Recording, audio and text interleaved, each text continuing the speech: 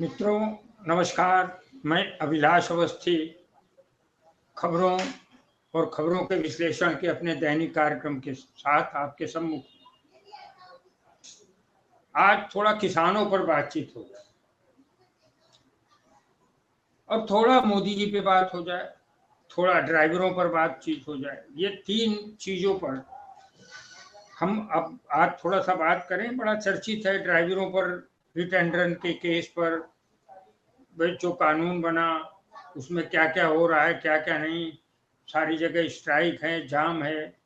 उस पर हम थोड़ी सी बात करते हैं। उसके पहले नरेंद्र मोदी जी पे थोड़ी बात करते हैं। और नरेंद्र मोदी जी पे बात करने से पहले मैं आपको ले चलता हूँ गाँव के मदारी और जो नट होते हैं, ये सब लोग होते हैं। उनका क्या काम होता है? जो मदारी होते हैं वो क्या करते हैं कि वो झोले में मिठाई डालते हैं और अचानक से उसमें से तलवार निकालते हैं। सब लोग ताली बजाते हैं, वाह वाह वाह वाह। वो हमेशा दूसरों को अचंभित करना चाहता है। मदारी का एक ही काम है कि उसके सामने जो भी है उसको अचंभित कर देना चाहता है। कभी मदारी जो है टोपी के अंदर जो है फूल रख देता है, ऐसे फूल, और जैसे टोपी उठाता है वैसे एक कबूतर निकल के भागता है। लोग ताली बजाते हैं, अचंभित होते हैं। एक खूबी क्या होती, मदारी की एक कार्य कुशलता जो है कोई दूसरा नहीं समझ पाता है, न दूसरे को मालूम होता है। उसका तो एक ही काम है, अचंभित करना। अब मदारी सिर्फ एक काम करता है, वो कहना चाहता है देखो जो मैं कर रहा हूं वो कोई नहीं कर सकता, केवल मैं ही कर सकता हूं।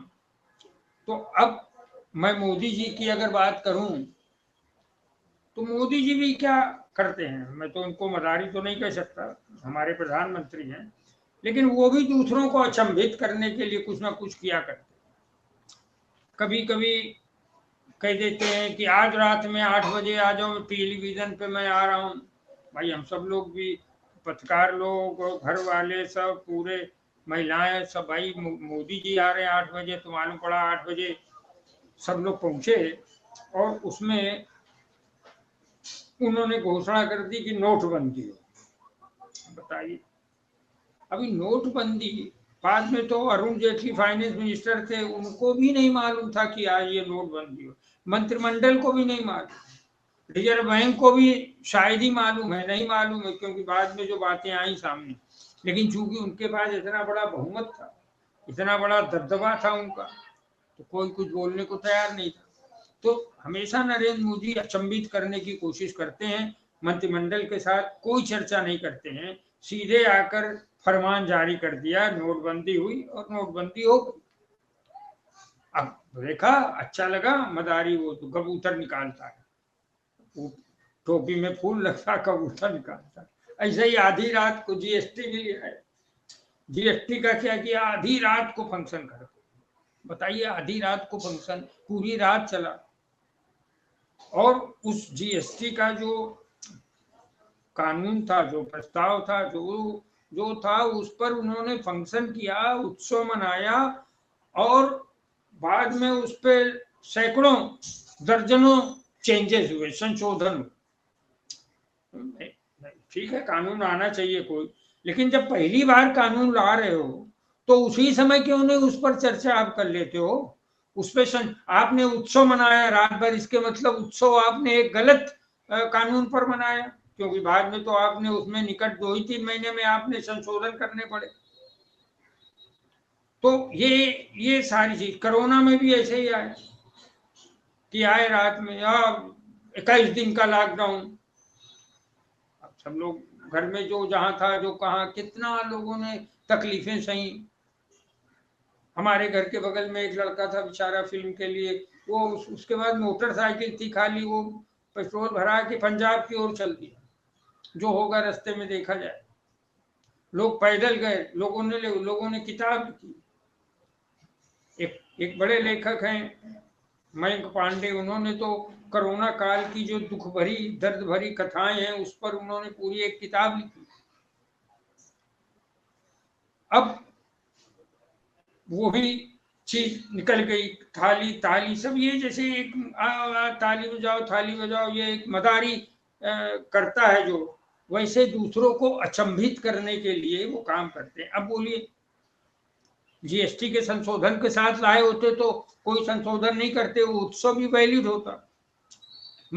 आप अपने पास मैं ड्राइवरों के कानून की तरफ लौट रहा हूं, लेकिन उसके पहले मैं बता रहा हूं कि नरेंद्र मोदी जी वो एक अकेला सब पर भारी, वो बताना चाहते कि 75 साल में जो नहीं हुआ वो मैं कर रहा हूं, तो मैं किसी को तो बताऊं ना। आप कहां चर्चा करते हो? अरे भाई, भूमि अधिग्रहण का बिल लाए, फिर आपको वापस क्यों लेना पड़ता है? क्यों? क्योंकि आप चर्चा नहीं करते हो। आपने अगर भूमि अधिग्रहण बिल लाए थे, उसको वापस लिया आपने, क्यों? आपने पहले चर्चा करनी चाहिए। मंत्रिमंडल से भी नहीं करते हैं आप, और जनता से भी नहीं करते हैं।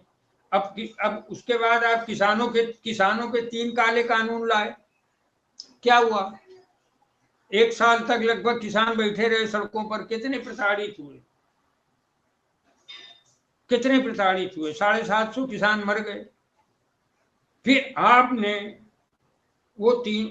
आके हाथ जोड़ा, माफी मांगी, मेरी तपस्या में कमी रह गई है, अब मैं जो है काले कानून वापस लेता हूं। ये वापस भी आपने लिए जब चुनाव का माहौल था, डर के मारे लिए। तो मैं बहुत सारी चीजें ऐसे नहीं कहना चाहता, नरेंद्र मोदी जी के व्यक्तित्व की ओर मैं इशारा कर रहा हूं। अब ड्राइवरों का जो कानून आया, अब ड्राइवरों के कानून को आप पहले क्यों नहीं बात करते इन लोगों से? आपने भूमि अधिग्रहण बिल पर भी नहीं बात किया। आपने किसानों के कानून जब ला रहे थे तो किसानों से बात करनी चाहिए ना आपको। किसानों के जो यूनियन है, जो उनकी एसोसिएशन है, जो उनकी खाप पंचायतें हैं, उनसे भी नहीं बात किया, और डायरेक्ट आपने जो है लाए। अब आपको अब मैं ये कहूं, मुंह की खानी पड़ी, माफी मांगनी पड़ी, ये बोलना पड़ा तपस्या में कमी रह गई है। अभी वही आपको ड्राइवरों के साथ हो गया, ड्राइवरों के साथ भी आपकी तपस्या में कमी हो गई। आपने ये कानून जो 3 पास कराए हैं, अभी उस समय पास कराए हैं, पिछले ही सत्र में पास कराए हैं। उस सत्र में क्या हुआ? आपके 146 विपक्षी सांसदों को आपने बाहर कर दिया डेलिबरेटली। अब तो लगता है कि जानबूझकर बाहर किया गया। क्यों? क्योंकि ये काले कानून पास करने थे, जिसमें ड्राइवरों का भी कानून हिट एंड रन भी शामिल है। अब हिट एंड रन, अब अगर संसद में ये पारित करते, आप ये तीनों कानून लाते, आप उस पर बहस करता, विपक्ष अपनी सलाह, विपक्ष का मतलब होता है डेमोक्रेसी में, आपके लिए नहीं है लेकिन देश के संविधान में तो है, पक्ष और विपक्ष दोनों का मतलब है। अटल बिहारी वाजपेयी और दूसरे तमाम लोग जो विपक्ष को एकदम प्रमुखता देते थे, संविधान में वर्णित है, विपक्ष के बिना संसद नहीं चलती। पहली बार तो 146 लोगों को बाहर निकाल के आपने 3 काले कानून पास कराए।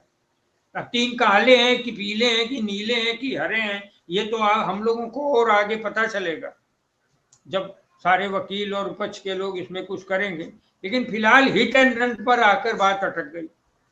अब हिट एंड रन पे ही ड्राइवर लोग आगे किनारे। मैंने बहुत सारे मुंबई और शिरडी की ओर जाते हुए कुछ ड्राइवरों से बात की, जिसकी गाड़ी में जा रहे थे उससे बात की, जो इनोवा चला रहे थे, वो कहते हैं साहब हम तो दूसरा काम करने जा रहे हैं।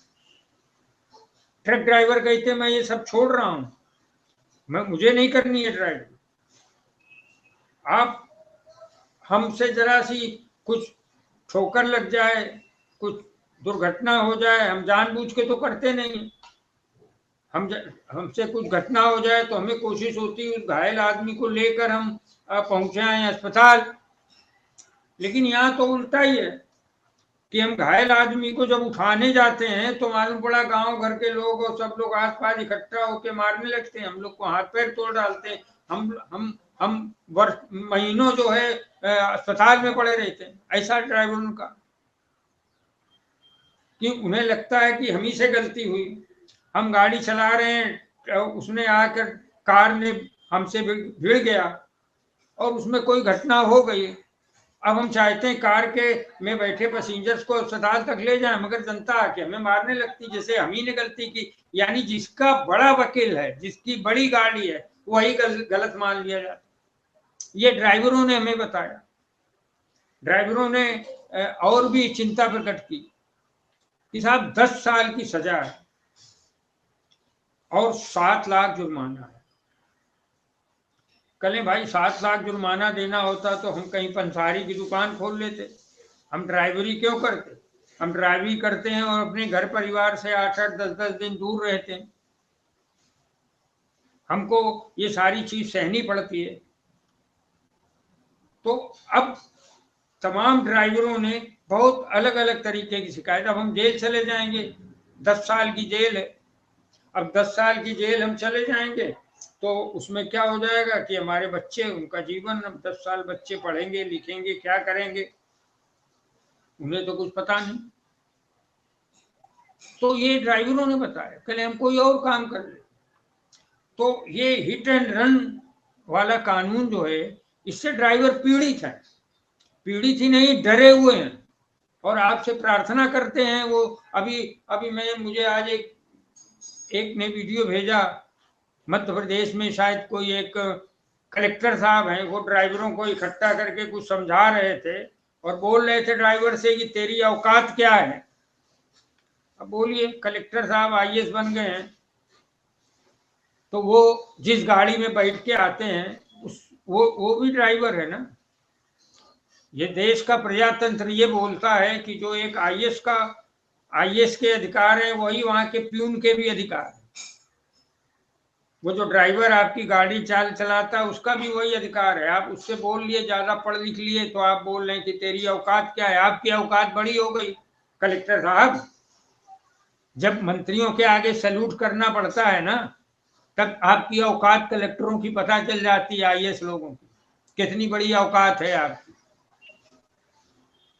जब निर्देश आता है ना कि निर्दोष लोगों को जाके छापा मारो, जब सत्ता शासन का, तो आपकी औकात पता चल जाती कि कितने पिद्दी से बने रहते हो। आप ड्राइवर से पूछते हो आपकी औकात, उसने मुंह पे बोल दिया ना, तमीज के साथ बात करो, वाह शाबाश। यही होना चाहिए, इट्स डेमोक्रेसी। यही होना चाहिए कि तुम हो कौन इस ढंग की बात करने वाले। तो ये बहुत सारी चीजें सामने आ रही हैं। तो ड्राइवरों के जीवन मरण का प्रश्न है, उनके परिवार के सर्वाइवल का भी प्रश्न है।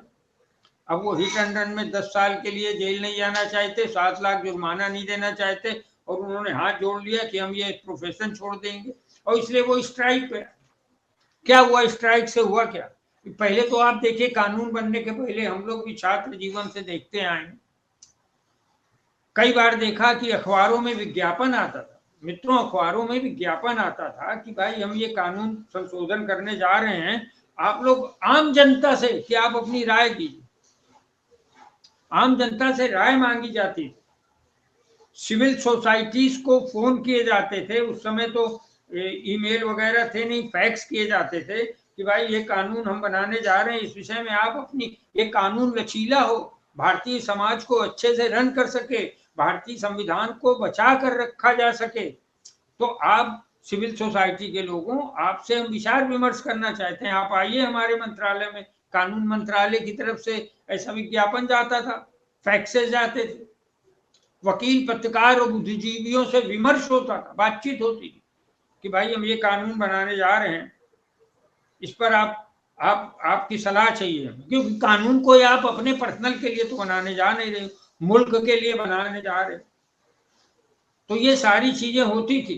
सबसे बड़ी बात तो ये होती थी कि जो बनने वाला कानून से जो व्यक्ति प्रभावित होता, ऐसे व्यक्तियों से बात होती थी, उनकी यूनियन से बात होती थी, उनके लोगों से बात होती थी। मान लिए दुकानदारों पे कोई कानून बनाया आपने, बनाने जा रहे हैं, तो दुकानदारों, फुटकर दुकानदारों से भी बात होती, दुकानदारों की यूनियन से भी बात होती, और जो राष्ट्रीय उनके संगठन है उनसे भी बात होती, विभिन्न राजनीतिक दलों ने व्यापारी संगठन बनाए उनसे भी बात होती। ये होता था, ये मुझे पता है ऐसा होता था। अब तो भाई पता नहीं, वो तो फाइनेंस मिनिस्टर ही को नहीं मालूम होता है अरुण जेटली को कि अभी आज जो है ये नोटबंदी होने जा रही है। तो कुछ चीजें बड़ी अजीब सी लगती हैं। तो मुझे हमेशा से ऐसा लगता है कि मैंने जो मदारी शब्द का इस्तेमाल किया, वो ये किया कि सिर्फ वो ही कि एक अकेला सब पर भारी। अरे ये आपको कानून जनता के लिए बनाना, अब क्या हो रहा है आपके साथ? पहले तो आप जनता की, ये जो ये जो हुआ है, ये जो 3 कानून पास हुए हैं उनकी बात मैं कर, उन 3 कानूनों में भी बहुत सारी चीजें बाकी हैं दोस्तों। 3 कानून जो अभी 146 सांसदों की अनुपस्थिति में पास हो गए हैं, इनमें बहुत लूपहोल्स हैं। इसमें तो हम जैसे यूट्यूबर्स जो हैं उनकी भी परेशानियां, बहुत सारे पत्रकारों को भी परेशानियां हो। एक पुलिसिया शासन बने। हिट एंड रन में क्या हुआ, एक ड्राइवर ने तो यहाँ तक बताया कि भैया हमको अचानक ढाबे में हम खाना खा रहे हैं, हमको अचानक आके रोक लेंगे कि तुमने वो फला जगह एक्सीडेंट किया है, चलो जेल। तो हमने तो किया नहीं है, फिर भी पुलिस बोलेगी चलो जेल चलो, 10 साल अब होगी, चलो पुलिस स्टेशन। कुछ ले दे के 2, 4, 10, 20 हजार रुपए का पुलिस की आमदनी शुरू हो जाएगी। भारत की पुलिस की ये पुलिसिया शासन जो है वो शुरू करने के ये 3 कानूनों में बड़े सारे प्रावधान है। तो अब ये सारी चीजें ड्राइवरों ने बोली कि हम और बहुत सारे काम करने वाले हैं। तो अब इसमें 2-3 दिन में क्या हुआ, आपको मैं थोड़ा बात बता रहा हूँ। ड्राइवरों ने हड़ताल कर दी, और हड़ताल करी और जो जहां था वो वहीं रुक गया, वहीं पर उन्होंने खाना बनाया।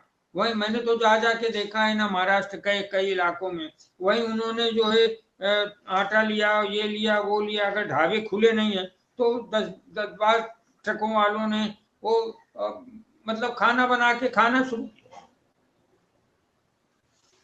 और क्या हुआ, जाम हो गया, हर सड़क पर जाम है, हर सड़क पे जाम है। और वो जाम चलता चलता चलता शहरों तक आ गया। ये तो हाईवे में ट्रक चलते हैं, आमतौर पे शहरों में नहीं एंट्री होती है, लेकिन रात में एंट्री होती है। तो रात में बहुत सारे ट्रक शहरों में पहुंचे, वो वहीं रुक गए, वहीं हड़ताल हुई, वहीं जाम हो गया। तो 2-3-4 दिन से जो स्ट्राइक इनकी चली है उससे प्रभावित क्या हुआ, वे मोदी जी को खबर दी गई कि जो सब्जियां हैं वो खेतों से तो उखाड़ दी गई हैं, लेकिन वहीं बाहर खलिहानों में पड़ी हैं। हरी सब्जी तो 2 दिन में, पालक या चीजें और आलू वगैरह ये तो आप बाद में भी इस्तेमाल कर सकते हैं, लेकिन जो हरी सब्जियां हैं जैसे टमाटर 2-4 दिन के बाद गल, ये सारी चीजें हमें यहाँ के जो कृषि मंडी के लोग हैं उन्होंने बताया कि भाई हम क्या करें, हम तो सब्जियां तोड़कर किसान रखे हैं, हमें मंडियों तक थोड़े बहुत हमें लाना है, तो हम अपने वाहनों से तो लाए हैं, लेकिन हम कैसे जनता तक पहुंचाएं, हम कैसे बंबई में सब्जियां पहुंचाएं, हमारे पास टेम्पो नहीं है, हमारे पास ट्रक नहीं है, क्योंकि ड्राइवर हड़ताल पर। दूध की फैक्ट्रियां हैं बहुत सारी, यहाँ गोकुल है, अमूल है और जाने कितनी है। वो उनके यहाँ दूध बन के पॉलीथीन में पैक होके और वो वहीं पर रखा है, वहां पर दूध के टैंकर्स भी बाहर नहीं निकले। और ट्रकों में जो पॉलीथीन के बैग आते हैं दूध से भरे, आधा किलो एक, ये सब वो भी वहीं पड़े रहे, बड़े बड़े, कुछ खराब हो गए 2-3 दिन। ये भी सूचना आने लगी। जाम की वजह से क्या हुआ, जो शहरों में जाम लगे तो जिन छात्रों को यहाँ से पुणे जाना है पढ़ने के लिए वो बेचारे तकलीफ में आ गए। मैंने देखा, ये बड़ी छोटी छोटी बात है। तो और ऑफिस के जो मैनेजर्स हैं, अब ये जो आईएएस साहब, कलेक्टर साहब डांट रहे थे ना उसको, ड्राइवर को कि तेरी औकात क्या है, तो मैं उन तक मेरा वीडियो पहुंचेगा, मैं पहुंचाऊंगा भी कि कलेक्टर साहब आपकी ये खुन्नस इसलिए तो नहीं थी कि 2 दिन आपको ड्राइवर नहीं मिले, या आपने अलग से घूस दे के अपना कोई ड्राइवर मोहल्ले पड़ोस का लाए, क्योंकि ड्राइवर तो हड़ताल में थे। तो आपको लगा हमारा जनजीवन तबाह हो जाएगा। पेट्रोल पंपों पर क्या हुआ, पेट्रोल पंप के टैंकर ही नहीं पहुंचे। पेट्रोल पंप के टैंकर, रोज पेट्रोल पंप और डीजल के तमाम सारे जो है खत्म हो गए, सारे पेट्रोल पंप खाली हो गया, वहां पेट्रोल ही नहीं बचा। मैंने 2-3 पेट्रोल पंपों से बात की तो उन्होंने कहा मेरी गाड़ी भी यहीं खड़ी है, मैं अपनी गाड़ी में भी इतना पेट्रोल नहीं बचा है। पेट्रोल पंप के मालिक बोल रहे हैं कि मैं अपने घर तक जा सकूं। तो ये बहुत चीजें जा जाकर जनजीवन जब प्रभावित होने लगा, सब्जियां स्टोर होने लगी, दूध स्टोर होके खराब होने लगा और बहुत सारी चीजें होने लगी, तब जाकर इनको मोदी जी को सूचना हुई कि भैया ये तो सब कुछ खत्म हो जाएगा, ये खाली वो ड्राइवर नहीं है जो कलेक्टर बोलता है कि तुम्हारी औकात क्या है, इनकी तो बहुत ज्यादा औकात है। इन्होंने तो जनजीवन को बिल्कुल, अगर 2-4 दिन और स्ट्राइक चली तो 2-4 दिन में तो ये मेरा सारा खेल ही खत्म कर देंगे। तो अभी बहुत सारी चीजें हैं, मैं आपको थोड़ा सा और बताना चाहता हूँ। मोदी जी हमेशा, मोदी जी जब डरते हैं तो फिर वो क्षमा मांगने आ जाते हैं। अब इनको क्या डर लगा?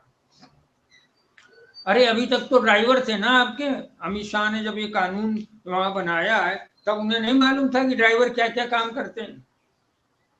उनको पता रखना चाहिए ना। इसलिए आप जब सिविल सोसाइटी से जब तक आप डिस्कस नहीं करते, कानून जैसी कोई चीज नहीं बना सकते। आपने बोला था 370 हटा देंगे, अभी तक 370 हटी नहीं है, अभी तक भी भारत के संविधान में विद्यमान है। क्योंकि आप चर्चा नहीं करते हैं ना, आप लोग उठ के चल दिए। कानून छोड़िए, ज्यादा आपको केवल हिट एंड रन पर ही रखता हूं। मैं थोड़ा सा आपको डिटेल में बताऊं कि मोदी जी डरे क्यों। मोदी जी डरे इसलिए, थोड़ा सा आपको स्ट्रक्चर बता रहा हूं। एक ट्रक का स्ट्रक्चर क्या होता है? एक मालिक होता है ट्रक का, एक या दो, हम एक मान के चलते हैं। उसके घर में 4 लोग होते हैं। एक ड्राइवर होता है, उसके घर में भी बीवी बच्चे 4 लोग होते हैं। एक क्लीनर होता है, उसके घर में भी बीवी बच्चे मिला के 4 लोग होते हैं। और एक मैकेनिक होता है, उसके घर में भी 4 लोग होते हैं। यानी एक ट्रक से 4 लोग जुड़े होते हैं, रोज मरते। ट्रक खड़ी भी है तो भी वो 4 लोग जुड़े हुए। मालिक जुड़ा हुआ वो तो है ही है, ड्राइवर, क्लीनर और मैकेनिक, ये सब जुड़े हुए हैं। अब इनके घर में 4 लोग हैं, यानी एक ट्रक में 16 लोगों का जीवन जुड़ा हुआ है। इन 16 लोगों के, इनके बच्चे हैं, उनकी फीस, उनका खाना पीना, उनका रहन सहन, ड्राइवरों की तनख्वाही कितनी होती। वो अपने घर से दूर रहते हैं, देश के विकास में सहयोग करते हैं। पुणे का माल इंदौर में छोड़ने जाते हैं, इंदौर का माल लेके नासिक में छोड़ने जाते हैं। और ये देश के विकास में एक उनका कंट्रीब्यूशन होता है। और वो पूछता है आपकी औकात क्या है? तो ये 16 लोग हैं। ये 16 जो लोग हैं, अगर यहाँ पर हम ये मान के चलें कि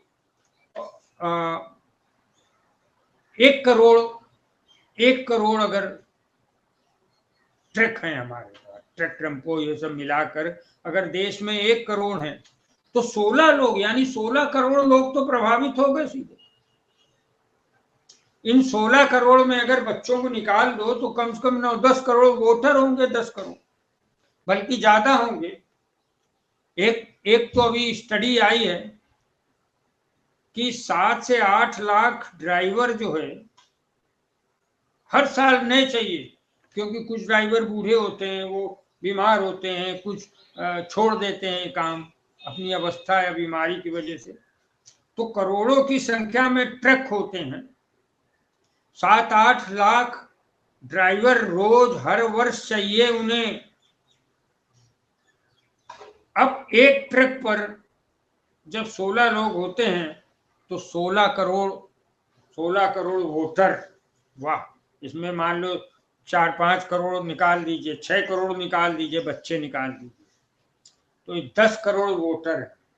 बस ये 10 करोड़ वोटर जो है, ये जाके सूचना मिली जब नरेंद्र मोदी जी को, सर 10 करोड़ तो वोटर हैं खाली, बाकी जिनका माल बना हुआ है नासिक में और उनको भेजना है इंदौर, वो बैठे हैं 2-4 दिन से, उनका काम धाम बंद है। उनको अपने यहाँ के नौकरों को तनख्वाह देनी पड़ रही बिना काम के, गद्दियां खुल नहीं रही, आड़तें बंद हैं, एक सामान एक जगह से दूसरी जगह जा नहीं सकता। तो वो लोग भी प्रभावित हो रहे हैं, वो लोग भी क्रिटिसाइज कर रहे हैं सरकार। तो ये आलोचना से बचना, और क्योंकि 4 महीने बाद तो चुनाव है लोकसभा का, मोदी जी इतनी बड़ी रिस्क नहीं ले सकते। मोदी जी तुरंत, अभी तो देखिए उन्होंने तो कल अपने चीफ सेक्रेटरी भल्ला साहब को बोला, जाइए भल्ला साहब समझाइए जाके, उन्होंने हाथ पैर जोड़े। तब उन्होंने कुछ मोटरमैन एसोसिएशन को बुलाया, ट्रक की एसोसिएशन को बुलाया, उनसे बात की। अब इसमें यह भी देखना है कि आप पहले कानून, उन्होंने, आप वो भल्ला जी ने बोला, अपने स्टेटमेंट दिया, हम लोगों ने सुना कि अभी ये कानून बने नहीं है, इम्प्लीमेंटेशन नहीं हुआ, बन तो हो गए, संसद से पास हो गया, आप बेवकूफ बनाने का धंधा करते हो, आप भी मोदी जी के साथ साथ में। आपने ये मोदी जी को याद दिलाइए भल्ला जी कि आपने जब 3 कानून वापस लिए थे किसानों के, तब आपने एक कमेटी बनाई थी कि आगे एमएसपी पर और किसानों की दूसरी समस्याओं पर हम बात करेंगे, फिलहाल आप स्ट्राइक वापस ले लो। उन्होंने स्ट्राइक वापस ले ली। तब से आज तक वो जो आपने कमेटी बनाई थी उसकी मीटिंग ही नहीं हुई। किसानों के नेताओं ने कई बार आपके लोगों से संपर्क किया, जो मंत्री जी और दूसरे सचिव, और वो टाल रहे हैं, सब चीजें टाल रहे हैं। तो किसानों की हड़ताल खत्म हो गई, लेकिन आपने अभी वो उसकी समन्वय कोऑर्डिनेशन कमेटी की कोई मीटिंग ही नहीं हुई। अब आप क्या करेंगे? आप फिर इसमें एक कोऑर्डिनेशन कमेटी बनाएंगे। 4 महीने के बाद तो आपकी सरकार जाना दिख ही रहा है सबको कि इंडिया अलायंस की सरकार आई है, तब शायद इनका कुछ हो या ना हो वो अलग सी बात है, लेकिन एक बात तय सी दिखती है कि करोड़ों की संख्या में ट्रक से जुड़े हुए लोगों, करोड़ों की संख्या में जो जमीन पर लोग हैं, जो ट्रकों से संबंधित हैं, वो और तमाम सब लोग, ये जो वोटर है, ये नाराज ना हो, इसके लिए मोदी जी ने भल्ला जी को बोला, और उन्होंने अपने 2-4 यूनियन, ये देखना पड़ेगा ये कौन सी यूनियंस हैं, मोटरमैन यूनियन है, ट्रक मालिक एसोसिएशन है, या क्या है, इसमें से भारतीय जनता पार्टी के संघ का जो मजदूर संघ है उसकी कितनी यूनियन है, ये सारी चीजें अब छन छन कर बाहर आएंगी। लेकिन कल आपने एक वादा किया है कि अभी ये नहीं कहा कि हम कानून हटा रहे हैं, कानून वापस ले रहे हैं, अभी अगला सदन बाकी है ना, बजट सेशन, उसमें वापस ले लो, आप उसमें जाके वापस ले लीजिए। अगर ये वो कर पाए तो कर लें। तो मैं आपसे यही बताना चाहता हूं कि ट्रक और ट्रक मालिक, truck driver, truck cleaner, truck का मैकेनिक, ये जनजीवन से जुड़ा है। जैसा कि हमारा वेद सम्मत है कि हमारा समाज एक समग्र समाज है, उसमें सभी लोग रहते हैं, सभी जाति धर्म वर्ग के लोग रहते हैं। उसी तरीके से हमारे भारत के भी अर्थतंत्र को मजबूत करने के लिए इसमें सभी लोगों का कंट्रीब्यूशन है, चाहे वो पद में छोटा है या पद में बड़ा है। तो ये जो एक स्ट्रक्चर है परिवहन का, वो परिवहन का एक स्ट्रक्चर है जो बड़ा बड़ा खतरनाक है अगर वो रुक जाता है, और उस स्ट्रक्चर को रोकने से मोदी जी ने डर कर रोक लिया है। मोदी जी का तो धन्यवाद, लेकिन अभी इस कानून को यूं ही मत, ड्राइवर लोग पढ़े लिखे नहीं होते हैं, ऐसा आमतौर पे देखा गया है, क्लीनर और मैकेनिक भी पढ़े लिखे नहीं होते हैं, लेकिन इसका ये मतलब नहीं कि इनके साथ भी वही किया जाए जो किसानों के साथ हुआ था। तो मित्रों, ट्रक ड्राइवर और जो ट्रकों की हड़ताल है उसका है तो इसमें बहुत कुछ कहने का, लेकिन हम एक ऊपर सुपरफिशियली रूप से मैंने आपसे अपनी बात कही, आपको साझा। और आप हमसे जुड़े रहने के लिए सब्सक्राइब करें YouTube पर, फॉलो करें Twitter पर और लाइक करें Facebook पर। और ज्यादा जानकारी के लिए आपको टाइप करना होगा सिर्फ न्यूज नशा।